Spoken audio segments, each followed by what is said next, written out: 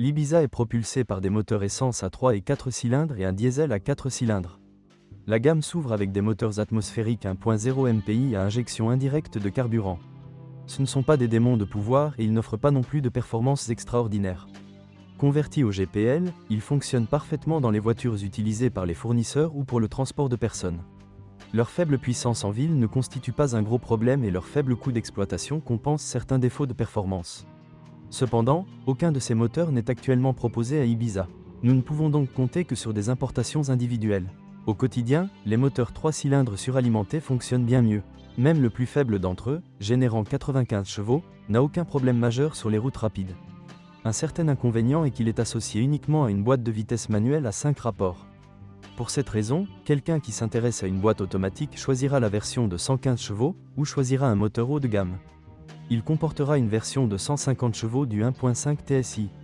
Il confère à l'Ibiza d'excellentes performances, environ 8 secondes de 0 à 100 km/h, et, en cas de faible charge, il déconnecte 2 cylindres, ce qui réduit la consommation de carburant. Le diesel 1,6 litres n'est pas populaire. Au moment de la rédaction de ce texte, seuls 2 exemples dans les publicités l'avaient sous le capot.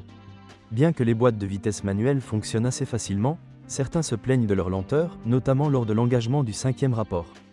DSG fonctionne très bien en conduite dynamique, en changeant de vitesse instantanément.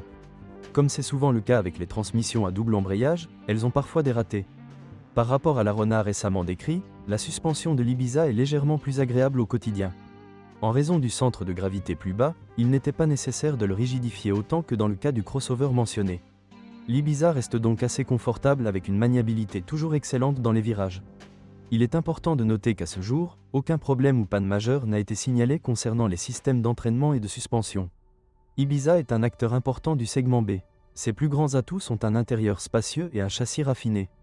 Notre choix se porte sur la version TSI de 95 ou 115 chevaux. Les deux ont de bonnes performances, consomment peu de carburant et le plus puissant est parfait pour la route. Avantages: train roulant raffiné. Intérieur spacieux, une grande partie des voitures exposées proviennent du réseau de vente.